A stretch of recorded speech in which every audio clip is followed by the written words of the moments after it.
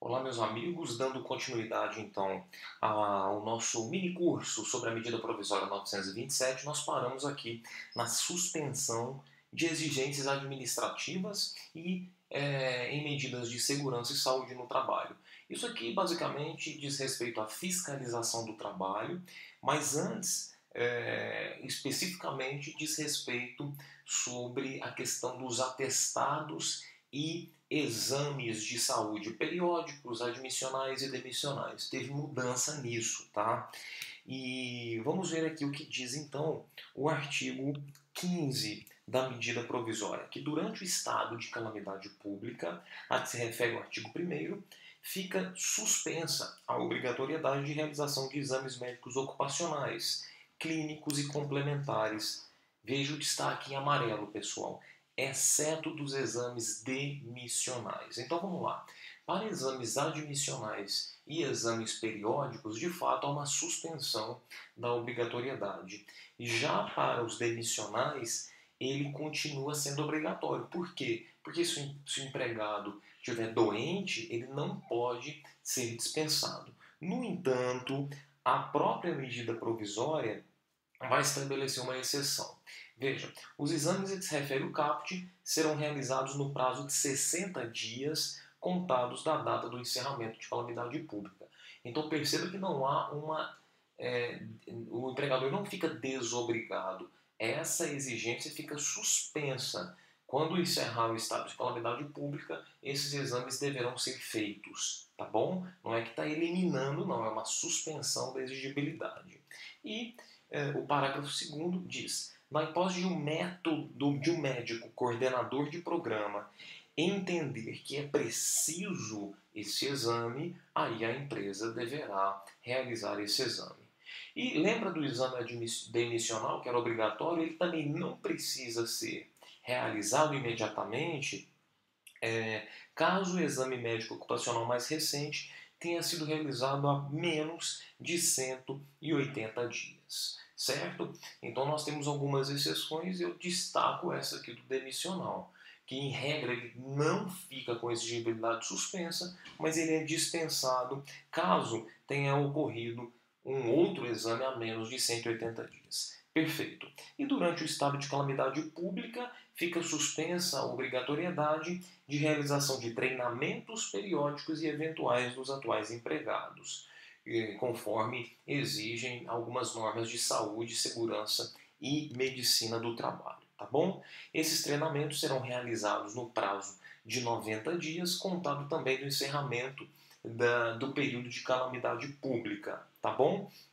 E alguns cursos que eram práticos poderão ser realizados então de forma virtual, na medida do possível, tá bom? O parágrafo 2º ele estabelece o seguinte, que durante esse estado de calamidade pública, os treinamentos de que trata o CAPT poderão ser realizados na modalidade de ensino à distância e caberá ao empregador observar os conteúdos práticos de modo a garantir que as atividades sejam executadas com segurança. Não tem muito segredo aqui não, tá?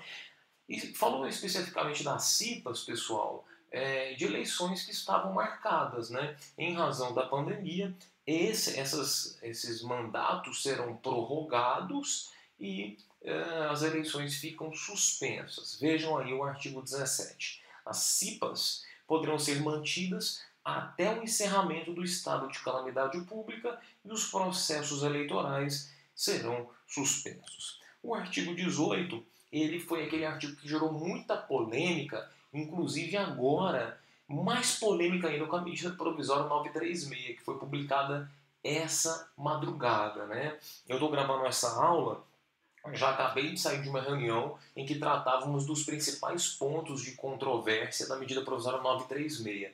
Esse artigo 18, então, que previa a suspensão do contrato, na medida 927 eu não vou comentar, deixei aí riscado para vocês na tela, porque tudo isso aqui foi objeto mais aprofundado de regulamentação na 936, que eu vou gravar depois, tá bom? O mais breve possível.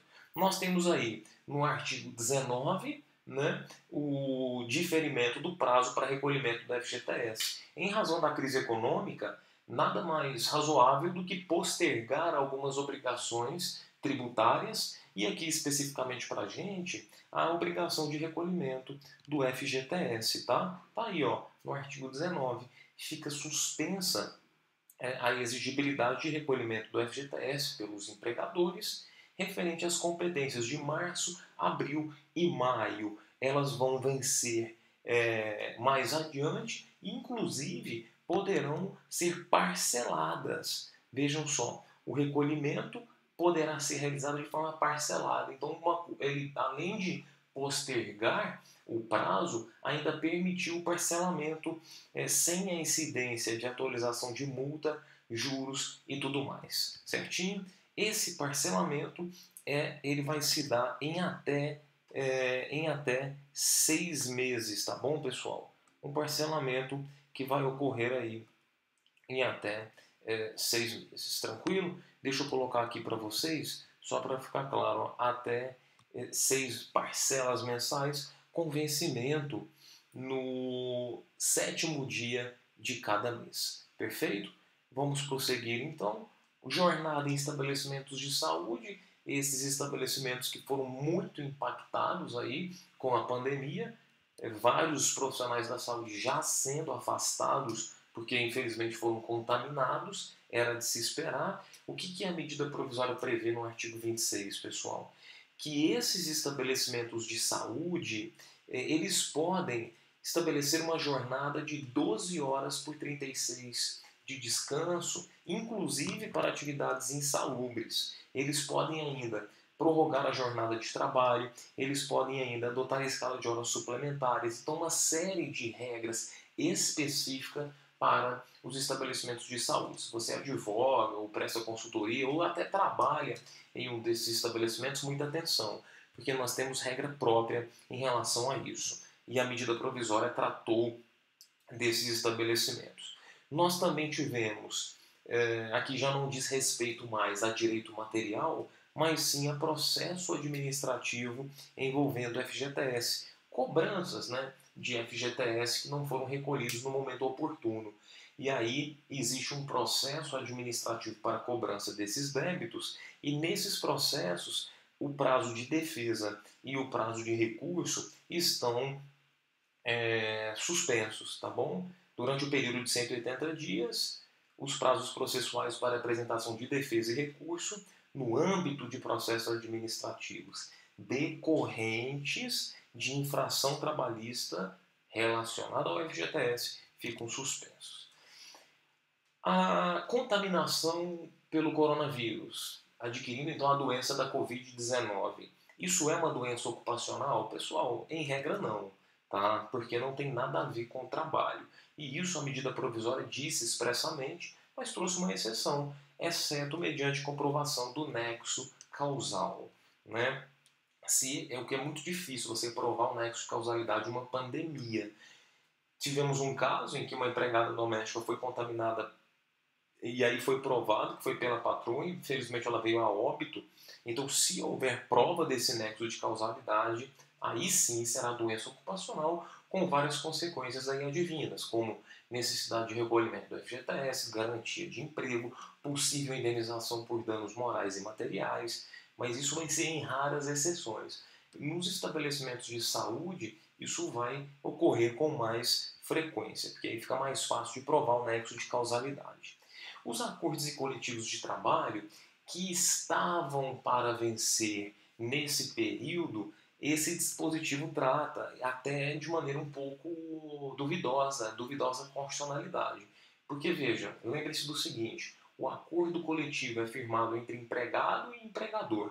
A convenção coletiva é entre sindicato e sindicato. Desculpa, o acordo entre sindicato da categoria profissional e empregador, e convenção dos sindicatos. O que o artigo 30 está dizendo? Que para as normas coletivas, aí os instrumentos, acordo e convenção, vincendos ou vencidos nesse período, a medida provisória disse que a critério do empregador ele pode prorrogar. Isso não me parece adequado. Como que o empregador vai prorrogar uma convenção que ele nem participou? Participou um sindicato A, um sindicato B e o empregador isoladamente vai... não, eu vou prorrogar esse acordo. essa convenção, ele nem participou dessa convenção, né? E mais, ainda que seja um acordo coletivo, como que ele prorroga isso, sendo que originalmente aquele era um acordo de vontades e ele prorroga agora ao seu critério? Fica muito arriscado que o empregador faça isso. Nós não estamos recomendando lá para os clientes do escritório, tá bom? Um dispositivo de duvidosa constitucionalidade. Quanto à fiscalização do trabalho, o que a medida provisória fez? Diz que a atuação será prioritariamente orientadora. A regra é a não lavratura de auto de infração ou de nenhuma autuação, exceto nos casos de falta de registro de empregado a partir de denúncias, situação de grave e iminente risco para a saúde, trabalho em condições análogas ao de escravo, trabalho infantil, essas hipóteses gravíssimas, aí o auditor fiscal do trabalho poderá autuar. Fora isso, meu amigo, essa autuação e um consequente auto de infração será nulo, beleza? A gente está correndo porque são comentários pontuais mesmo aqui da medida provisória, certinho? Nós tivemos também a previsão de antecipação do abono. Estima-se, né, do PIS/PASEP, que esse abono vai injetar na economia 12 bilhões de reais, essa antecipação, deixando claro que o governo não está entrando com recurso próprio, que, como ele fez na medida provisória 936, ele só está antecipando valores para que a economia não fique muito desaquecida, certo? Essa é a previsão do artigo 34, tá aí os períodos que isso vai acontecer, vocês podem ler tranquilamente. E o artigo mais complicado de todos, pessoal, que de fato é a convalidação dessas medidas que foram adotadas anteriormente. Eu já disse que o prazo de 30 dias me parece desarrazoado, né? Olha aí, ó. Considera-se convalidadas as medidas trabalhistas adotadas por empregadores tomadas no período de 30 dias anteriores, sendo que o estado de calamidade pública ele não tem todo esse prazo. Então, realmente não dá para sustentar essa tese de 30 dias atrás. Pelo menos o início da data do decreto é defensável, tá bom?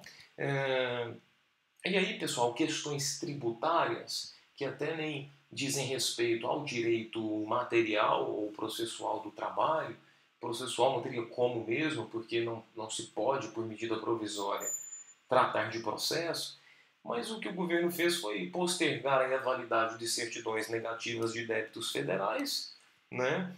E mexendo na Lei 8.212, uma lei previdenciária. Eu agradeço demais a atenção de vocês, espero que tenha, embora corrido essas explanações, tenha sido útil. Um material gratuito, aí realmente não daria para fazer muita coisa aprofundada. Se você quer aprofundar nesse tema, o objetivo é que você acesse lá no site da editora Revistas dos Tribunais um e-book também gratuito com comentários aprofundados. Aqui o objetivo foi trazer um primeiro contato da medida provisória via videoaula, tá bom? Eu agradeço, fiquem à vontade para entrar em contato pelas minhas redes sociais, que está aí no canto inferior do slide, @informativos.tst e @rmiziara. Amigos, fiquem com Deus, que todos fiquem em paz e com muita saúde. Nos vemos em breve.